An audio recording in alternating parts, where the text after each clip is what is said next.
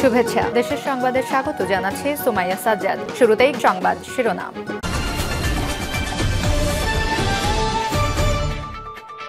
নির্বাচনী আন্দোলন এখনই নয়, ধৈর্য ধরুন বলছেন ভিপি নুরুল হক নূর। এরপর জানিয়ে দেব হাসিনার পরিবারের বিরুদ্ধে দুর্নীতির অভিযোগ, যা বললেন সচিব ওয়াজেদ জয়। আরো জানিয়ে দেব যার যার ধর্মের শান্তির বাণী নিজের মধ্যে উপস্থাপন করতে হবে বলছেন প্রধান উপদেষ্টা ডক্টর মোহাম্মদ ইউনূস। এদিকে আগামী নির্বাচন অবাধ, সুষ্ঠু ও নিরপেক্ষ হওয়ার আশা বুমেরাং হবে বলছেন ফয়জুল করিম। এবং সর্বশেষ জানিয়ে দেব সেনাবাহিনীর সদস্যরা নিরলসভাবে দায়িত্ব পালন করছেন বলছেন সেনা প্রধান ওয়াকার উজ্জামান। শিরোনাম শুনলেন, এখন বিস্তারিত। তবে তার আগে ভিডিওটিতে একটি লাইক, কমেন্ট, শেয়ার করে সবাইকে দেখার সুযোগ করে দিতে বিশেষ অনুরোধ রইল।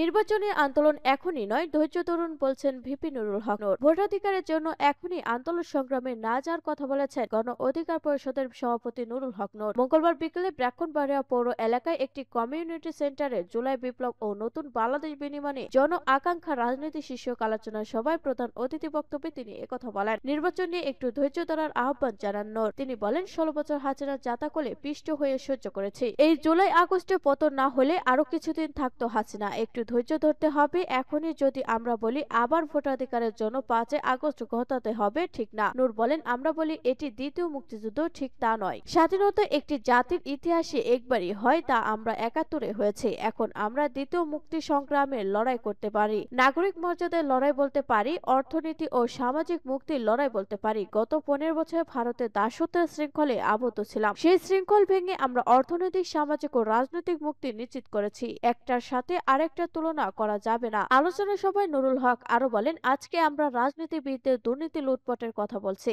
হাসিনার ফ্যাসিবাদের কথা বলছি। হাসিনার ফ্যাসিবাদ হওয়ার জন্য সবচেয়ে বেশি দায়ী আমরা তন্ত। এই দেশের এসপিডিসিরা বহাল তবিয়তে আছে।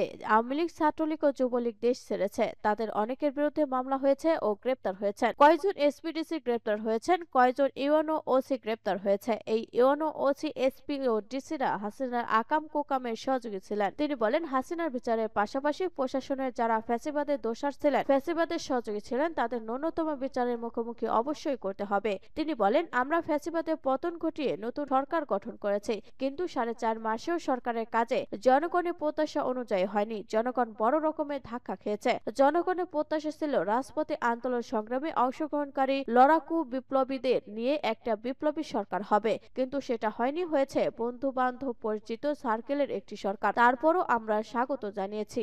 হাসিনার পরিবারের বিরুদ্ধে দুর্নীতির অভিযোগ, যা বললেন জয়। নিজের পরিবারের দুর্নীতি নিয়ে সামাজিক যোগাযোগ মাধ্যমে ফেসবুকে একটি স্ট্যাটাস দিয়েছেন সাবেক প্রধানমন্ত্রী শেখ হাসিনার ছেলে সচিব ওয়াজেদ জয়। মঙ্গলবার রাতে ফেসবুক নিজের ভেরিফাইড পেজের এক পোস্টে তিনি দুর্নীতির বিষয়ে কথা বলেন। সচিব ওয়াজেদ জয় বলেন, আমার এবং আমার পরিবারের বিরুদ্ধে করা দুর্নীতির অভিযোগ সম্পূর্ণ ভিত্তিহীন। আমরা কখনোই কোনো সরকারি প্রকল্পে জড়িত ছিলাম না বা এর থেকে অর্থ উপার্জন করিনি। আমি যুক্তরাষ্ট্রে 30 বছর ধরে বসবাস করছি এবং আমার খালা ও কাজিনরা যুক্তরাজ্য প্রায় একই সময় ধরে বসবাস করছেন। স্বাভাবিকভাবেই আমাদের এই দুই দেশে ব্যাংক অ্যাকাউন্ট রয়েছে। আমাদের কোনো অফশোর অ্যাকাউন্ট নেই। যে পরিমাণ টাকা দাবি করা হচ্ছে তার ধারের কাছেও আমরা কখনো যাইনি। তিনি বলেন, $10 বিলিয়ন প্রকল্প থেকে $1 বিলিয়ন সরানো সম্ভব নয়। আমরা লেনদেনের সঙ্গে সম্পৃক্ত বলে দাবি করাটা একটি মিথ্যা অভিযোগ। আমি দুর্নীতি দমন কমিশনকে দুদক চ্যালেঞ্জ করছি এই তথাকথিত লেনদেন প্রকাশ করতে এবং প্রমাণ করতে যে আমরা এসব অনিয়মে জড়িত।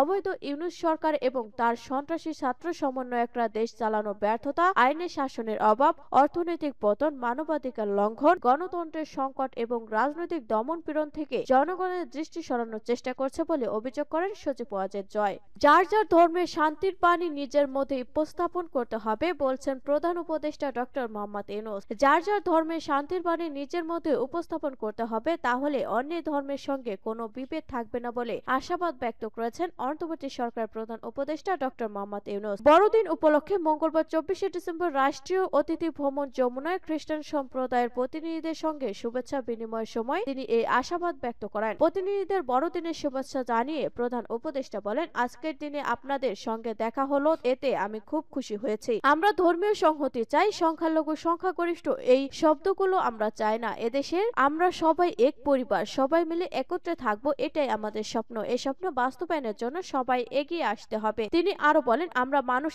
একই, আমাদের মানুষ পরিচয় আগে, তারপর ধর্ম। প্রত্যেক ধর্মে শান্তির বাণী আছে, সেই শান্তির বাণী নিজের মধ্যে উপস্থাপন করতে হবে, তাহলে বিভেদ দূর হবে, আমাদের ছেলেমেয়েরা সুন্দর শৈশব পাবে। ধর্ম উপদেষ্টা ডক্টর আফম খালিদ হোসেনের সঞ্চালনায় খ্রিস্টান ধর্মের নেতাদের মধ্যে শুভেচ্ছা বক্তব্য দেন বাংলাদেশ ক্যাথলিক খ্রিস্টানদের প্রধান ধর্মগুরু আর্চবিশপ বিজয় এন্টি ডি ক্রুজ। বক্তব্যে তারা প্রধান উপদেষ্টার নেতৃত্বে বাংলাদেশে উদারতা সম্প্রদায় সম্প্রতি গড়ে উঠবে বলে আশা প্রকাশ করেন এবং খ্রিস্টান সম্প্রদায়ের পক্ষ থেকে সর্বোচ্চ সহযোগিতার আশ্বাস দেন। বড়দিন উপলক্ষে খ্রিস্টান ধর্মীয় কল্যাণ ট্রাস্টকে 2.5 কোটি টাকা অনুদান দেয় অন্তর্বর্তী সরকারকে বিশেষভাবে ধন্যবাদ জানান তারা। দেশব্যাপী চার্চগুলোতে এ অনুদান বন্টন হয়েছে বলেও ধর্মগুরুরা। আগামী নির্বাচন অবাধ, সুষ্ঠু ও নিরপেক্ষ হওয়ার আশা বুমেরাং হবে বলছেন ফয়জুল করিম। ইসলামী আন্দোলন বাংলাদেশের সিনিয়র নায়েবে আমির মুফতি সৈয়দ মোহাম্মদ ফয়জুল করিম শায়েখে চরমনায় বলেছেন, দেশের মানুষ জানমালের নিরাপত্তাহীনতার দিন কাটাচ্ছে। 5 আগস্টের পূর্বে সাধারণ মানুষ আগামী ফ্যাসিস্টদের নিপীড়নে পতিত হয়ে বৈষম্যের শিকার হতো,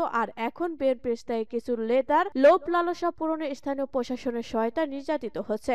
দেশে নতুন উদ্যমে চাঁদাবাজি ছিনতাই শুরু হয়েছে। শায়েখে চরমনায় বলেন, প্রশাসনের উঁচু থেকে নিচু পর্যন্ত লেভেল প্লেইং ফিল্ড তৈরি করা সম্ভব না হলে নির্বাচনের পরিবেশ তো দূরের কথা, স্বাভাবিক জীবনযাপন এবং ব্যবসা প্রতিষ্ঠান পরিচালনা কঠিন হবে। চাঁদাবাজ, দুর্নীতিবাজ ও সিন্ডিকেটের দৌরাত্ম্য আরো বৃদ্ধি হবে, কালো টাকার সরাসরি ব্যাপক হবে। আগামী নির্বাচন অবাধ, সুষ্ঠু ও নিরপেক্ষ হওয়ার আশা বুমেরাং হবে। মঙ্গলবার বিকেলে পুরানা পল্টন আইএবি মিলনায়তনে ইসলামী ছাত্র আন্দোলন বাংলাদেশের কেন্দ্রীয় কমিটি পরিচিত সভার প্রধান অতিথি বক্তব্যে তিনি এসব কথা বলেন। চট্টগ্রামে মুক্তিযোদ্ধা গলার জুতা মালা পরানোর প্রসঙ্গে তিনি বলেন, এই মুক্তিযোদ্ধা যদি কোনো অপরাধ করে থাকেন তবে তাকে আইনের আওতায় এনে দৃষ্টান্তমূলক শাস্তির ব্যবস্থা না করে কোনো নাগরিক তার গলায় জুতার মালা পরানোর ঘটনা কোনোভাবে সমর্থনযোগ্য নয়। এই ঘটনার সাথে জড়িতদের অবিলম্বে আইনের আওতায় আনার জন্য সংশ্লিষ্টদের প্রতি আহ্বান জানান মুফতি সৈয়দ মোহাম্মদ ফয়জুল করিম। শায়েখে চরমনায় চাঁদপুরের মেঘনা নদীর হাইমচর উপজেলা ঈশানবালা এলাকায় এমভি আল